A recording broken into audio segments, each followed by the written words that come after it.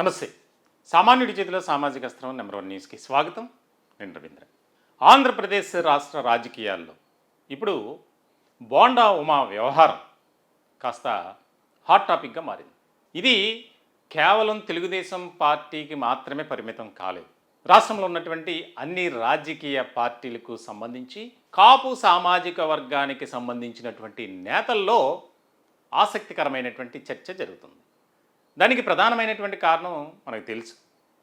ఏదైతే గుంటూరులో జరిగినటువంటి శనివారం జరిగిందో, ముద్రగడ పద్మనాభం ఆయన సంతాప సభలో కీలకమైనటువంటి వ్యాఖ్యలు చేశారు బోండా ఉమా.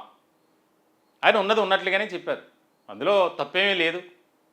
ఆయనకున్నటువంటి అధికారం చెప్పి మాట్లాడారు. దాన్ని తప్పుపట్టాల్సినటువంటి అవసరం అసలు లేనే లేదు. అలా అనుకుంటే తెలుగుదేశం పార్టీలో ఉన్నటువంటి నేతలు అనేక మంది ఇతర పార్టీ నాయకులతో కలిశారు, మాట్లాడారు, ఆలింగనం చేసుకున్నారు, వారితో కలిసి భోజనాలు చేశారు, అన్నీ జరిగాయి. మరి అప్పుడు తప్పు లేదు, మరి ఇప్పుడు ఎందుకు తప్పు? ఇప్పుడు దీని మీద ఒక ఆసక్తికరమైనటువంటి చర్చ జరుగుతుంది. సాధారణంగా ఇప్పటికే కూటమి కాపులను నిర్లక్ష్యం చేస్తుంది. కాపులను కేవలం ఓటు బ్యాంకుగానే ఈ పార్టీలు చూస్తున్నాయి, కానీ కాపుల కోసం కానీ, మరి సంక్షేమం కోసం కానీ, అభ్యున్నతి కోసం కానీ, అభివృద్ధి కోసం కానీ ఏది చేయట్లేదు.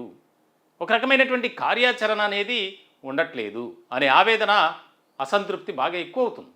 ఇలాంటి క్రమంలో తెలుగుదేశం పార్టీలో ఉన్నటువంటి బోండా ఉమా, విజయవాడ సెంట్రల్ ఎమ్మెల్యే, పార్టీలో చాలా సీనియర్ నాయకులు, విధేయత కలిగినటువంటి నాయకుడిగా మంచి పేరు ప్రఖ్యాతలు ఉన్నాయి.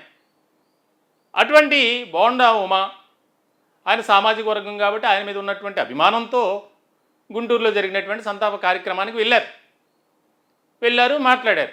అక్కడ వైసీపీ నేతలతో కలిసి ముచ్చటించారు, హగ్గలు కూడా చేసుకున్నారు.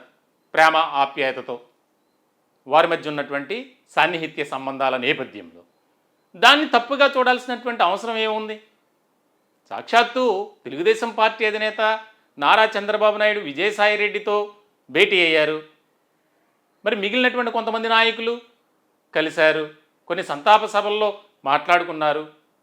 అప్పుడు లేనటువంటి ఈ వ్యవహారం, ఈ రకమైనటువంటి చర్చ రచ్చ ఇప్పుడు ఎందుకు వచ్చింది? అంటే కాపులపై ఒక రకమైనటువంటి దాడి జరుగుతుంది, కనీసం దాన్ని కంట్రోల్ చేసేటువంటి నాయకులు లేరు. మిగిలినటువంటి సామాజిక వర్గాలకు సంబంధించి ఏదైనా జరిగితే దాన్ని పెద్దగా చూడనటువంటి అధినేత చంద్రబాబు నాయుడు కాపు సామాజిక వర్గంపై ఈ రకమైనటువంటి గురి పెట్టడం ఏమిటి అనేది కొద్దిసేపటి క్రితమే 3 మెన్ కమిటీ ముందు ఆయన హాజరయ్యారు. దానికి సంబంధించి ఏదైతే ఇక్కడ కూడా చాలా కీలకమైనటువంటి పరిణామం, పల్లా శ్రీనివాసరావు, మంత్రి నిమ్మల రామానాయుడు, మరొక నాయకుడు కిలారు రాజేష్, ఈ ముగ్గురు ముందు ఆయన అటెండ్ కావాల్సి వచ్చింది. వారు అడిగినటువంటి ప్రశ్నలకు సమాధానం చెప్పారు. ఆయన ముందు నుంచి చెప్తున్నారు, మేము కూడా ఆయనతో మాట్లాడాం బోండా ఉమాతో. దీంట్లో తప్పే ఉంది, నేను చేసినటువంటి మిస్టేక్ ఏంటి అంటే ఇతర పార్టీ నాయకులతో కలిసి మాట్లాడకూడదా? మిగిలిన వారు ఎవరు ఇప్పటి వరకు మాట్లాడలేదా? నేనొక్కడనే కనిపించానా అనే అసంతృప్తి ఆయన వ్యక్తం చేస్తున్నారు. ముఖ్యంగా బోండా ఉమా అలా ఉంచితే ఆయన అభిమానులు కానీ, ఆయన్ను అభిమానించేటువంటి ఆయన అనుచరులు కానీ అందరూ కూడా తీవ్రమైనటువంటి మనస్తాపంతో ఉన్నారు. కావాలని టార్గెట్గా చేసుకుని బోండా ఉమాని ఈ రకమైనటువంటి వివాదంలోకి నెట్టుతున్నారు. దాంట్లో తప్పే ఉంది. స్వర్గీయ ముద్రగడ పద్మనాభం గారు ఆయన కాపు సామాజిక వర్గం కోసం ఏ రకమైనటువంటి ఉద్యమాన్ని చేశారు? కాపు ఐక్య గర్జన పేరుతో తునిలో జరిగినటువంటి సమావేశం కానీ, కార్యక్రమాలు కానీ, మరి ఇలాంటి తరుణంలో ఆయన కాపు జాతి కోసమే పనిచేసినటువంటి వ్యక్తిగా చరిత్రలో నిలిచిపోతారు. అది అందరికీ తెలిసినటువంటి విషయమే. మాట మీద కట్టుబడి ఉండేటువంటి వ్యక్తి ముద్రగడ పద్మనాభం గారు. మరి అటువంటి ఆయన కాపు సామాజిక వర్గం కోసం ఎంత పనిచేశారో అందరినీ కూడా ఒక ఐక్య వేదికపైకి తీసుకొచ్చారు. మరి అటువంటి ఆయన మరణం తర్వాత జరిగినటువంటి కార్యక్రమాల్లో అటెండ్ అయితే తప్పేముంది? ఆయన ఉన్నది ఉన్నట్లుగానే మాట్లాడారుగా. కాపు సామాజిక వర్గం కోసం, కాపుల అభ్యున్నతి కోసం ఈ రాష్ట్రంలో పనిచేసినటువంటి ఏకైక వ్యక్తి ముద్రగడ పద్మనాభం గారు. 2019లో తెలుగుదేశం పార్టీ అధికారంలోకి రాకపోవటానికి ముద్రగడ ఆయన చేసినటువంటి ఉద్యమమే ఒక కారణం అన్నారు. దాంట్లో తప్పు లేదు. మరి దాన్ని కూడా తప్పుపడుతూ తెలుగుదేశం పార్టీలో ఉన్నటువంటి నాయకులే, ఉదాహరణకు పిఠాపురం వర్మ, ఆయన ఎక్కడ ఏ ఇష్యూ జరిగినా నేనున్నాను అంటూ ముందుకు వస్తారు. ప్రెస్ మీట్ పెట్టడం లేదా ఒక వీడియో చేసి సోషల్ మీడియా వేదికగా వదలడం, ఇది ఆయన పని. ఇలాంటి సందర్భంలో ఇక్కడ ఇదేదో మా అభిప్రాయంగా మేము చెప్పట్లా, మాకు అవసరం కూడా లేదు. కానీ ఏదైతే జరుగుతుందో చర్చ తెలుగుదేశం పార్టీలో, ఆ పార్టీలో జరుగుతున్నటువంటి ఒక రకమైనటువంటి డిస్కషనే మేము చెప్తున్నాం. దీనికి సంబంధించి రాబోయే రోజుల్లో ఏ రకమైనటువంటి పరిణామాలు ఉంటాయి అని 3 మెన్ కమిటీ ముందు కూడా ఒకటే సమాధానం చెప్పారు. నేను మాట్లాడింది, నేను చేసింది తప్పు కాదు. అలా అనుకుంటే మిగిలిన వారిపై కూడా చర్యలు తీసుకోవాలి. వారికి లేనటువంటి ఆంక్షలు నాపై ఎందుకు అని ఈయన కూడా ప్రశ్నించారట 3 మెన్ కమిటీని. మరి సమాధానం చెప్పాలిగా, చెప్పలా. దాటవేసే ధోరణి.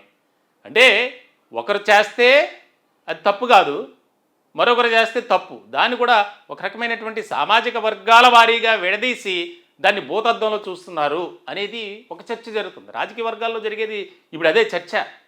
రాజకీయ విశ్లేషకులు కూడా దీనిపై భిన్నాభిప్రాయాలు వ్యక్తం చేస్తున్నారు. దాంట్లో తప్పే ఉంది? ఒక ప్రజాప్రతినిధిగా భారత రాజ్యాంగంలో ఉన్నటువంటి ఆర్టికల్స్ ఆధారంగా చూస్తే ఆయన ఏదైనా మాట్లాడవచ్చు. అలా అని చెప్పి రాజ్యాంగబద్ధంగానే ఉండాలి తప్ప ఇష్టారాజ్యంగా వ్యవహరించకూడదు అని గతంలో కూడా మాట్లాడారు. 2019 నుంచి 2024 వరకు తెలుగుదేశం పార్టీలో ఉన్నటువంటి నాయకుల్లో నేను ఎంత కష్టపడ్డాను, నేను ఎన్ని కేసులు, నాపై ఎన్ని దాడులు జరిగాయి, అయినా సరే పక్క నుంచి వచ్చినటువంటి వారికి మంత్రి పదవులు ఇచ్చారు. 2 ఏళ్ల పరిపాలన పూర్తి చేసుకున్నటువంటి సందర్భంలో కూటమి ఆధ్వర్యంలో జరిగినటువంటి విజయోత్సవ సభ ఆ కార్యక్రమంలో మాట్లాడారు. కొంతమంది పేర్లు ప్రస్తావిస్తూ వీరు ఎక్కడి నుంచి వచ్చారు, వీరికి మంత్రి పదవులు దక్కాయి. ఉంటుంది మరి, పార్టీలో కష్టపడి పనిచేసినప్పుడు ఆయన ఆవేదన వ్యక్తపరిచారు. దాంట్లో తప్పే ఉంది? హైకమాండ్ ఏమనలేదు కదా. హైకమాండ్ ఎక్కడా కూడా ఆయన దూషించలేదు, అసభ్యకరంగా అనుచితంగా మాట్లాడలేదు. మరి దాన్ని ఎందుకు అంత సీరియస్గా తీసుకోవాలి? ఆ కారణంగానే ఇప్పుడు దీనికి సంబంధించి లింకప్ చేశారు అనేది కూడా ఒక రకమైనటువంటి చర్చ సొంత పార్టీలోనే జరుగుతుంది. దీనికి సంబంధించి మొత్తానికైతే మరి రాబోయే రోజుల్లో ఎలాంటి పరిణామాలు చోటు చేసుకుంటాయి? గతంలో జరిగినటువంటి మిస్టేక్స్ ఉన్నాయి. ఉదాహరణకు ఒక విషయాన్ని మీ ముందు తీసుకొస్తా. క్రమశిక్షణ కమిటీ ముందు అటెండ్ అయ్యారు తిరువూరు ఎమ్మెల్యే, అలాగే విజయవాడ ఎంపీ కేసినేని చిన్ని కానీ కొలిగిపూడి శ్రీనివాసరావు, ఇద్దరు అటెండ్ అయ్యారు. మరి ఏ రకమైనటువంటి సొంత పార్టీలోనే ఒక రకమైనటువంటి కోట్లాది రూపాయలు నా దగ్గర నుంచి తీసుకున్నారని సోషల్ మీడియా వేదికగా స్టేటస్లు పెట్టినటువంటి వ్యక్తి ఎమ్మెల్యే కొలిగిపూడి శ్రీనివాసరావు. మరి అది తప్పుగా అనిపించలేదా? ఆయనకు కలిగినటువంటి బాధన ఆయన సోషల్ మీడియా వేదికగా పోస్ట్ చేశారు. మరి ఎవరి మీదైతే ఆరోపణలు చేశారో, ఎవరి మీదైతే ఆయన మాట్లాడి ఈ వాట్సాప్ స్టేటస్లు పెట్టారో అతనిపై చర్యలేవి? ఇది మా మాట కాదు, మా ప్రశ్న కాదు, సొంత పార్టీలోనే జరుగుతున్నటువంటి చర్చ. మొత్తానికైతే దీన్ని ఇంత సీరియస్గా తీసుకుంటే కనుక రాబోయే రోజుల్లో తీవ్రమైనటువంటి పరిణామాలు ఉంటాయని, అలాగే కాపు సామాజిక వర్గంపై ఒక రకమైనటువంటి అక్కసు, ఒక రకమైనటువంటి నిర్లక్ష్య ధోరణి, అణిచివేత అనేది కనిపిస్తుంది. ఈ పద్ధతి మార్చుకోకపోతే చాలా కష్టమైన క్లిష్టమైనటువంటి పరిస్థితులు, పరిణామాలు ఎదురవుతాయి అనేది కొంతమంది నాయకులు, మిగిలినటువంటి పార్టీలో ఉన్నటువంటి కాపు సామాజిక వర్గానికి సంబంధించినటువంటి నేతలు కూడా ఈ అంశాన్ని సీరియస్గా తీసుకున్నారు. అవును, తప్పే ఉంది, ఆయన వెళ్ళారు, అభిమానంతో వెళ్ళారు, సొంత సామాజిక వర్గానికి సంబంధించినటువంటి నాయకుడు, కాపు సామాజిక వర్గానికి పెద్ద దిక్కుగా ఉన్నటువంటి వ్యక్తి ఆయన కాలం చేశారు. ఆయన సంతాప సభలో మాట్లాడేటువంటి హక్కు కూడా లేదా, స్వేచ్ఛ అనేది లేదా? ఈ రకమైనటువంటి పరిస్థితులు ఇప్పటికైనా పార్టీ అధినేతగా ఉన్నటువంటి చంద్రబాబు నాయుడు తగ్గించుకోవాలి, లేదంటే తీవ్రమైనటువంటి పరిణామాలు ఉంటాయని పార్టీలకు అతీతంగా కాపు సామాజిక వర్గానికి సంబంధించినటువంటి వారు వారి అభిప్రాయాన్ని వ్యక్తం చేస్తున్నారు. చూడాలి, దీంతో ఫుల్ స్టాప్ పడితే ఈ ఇష్యూకి ఎలాంటి ఇబ్బందికరమైనటువంటి పరిస్థితులు ఉండవు, లేదంటే తీవ్రమైనటువంటి పరిణామాలు ఉండేటువంటి అవకాశాలు ఉంటాయి అనేది రాజకీయ వర్గాల్లోనూ అలాగే రాజకీయ విశ్లేషకులు చెప్తున్నటువంటి మాట. చూడాలి ఏం జరుగుతుందనేది. ఈ టాపిక్పై మీ విలువైనటువంటి అభిప్రాయాలు కామెంట్ రూపంలో తెలియజేయండి. దయచేసి మా ఛానల్ని సబ్స్క్రైబ్ చేసుకోండి. Thank you.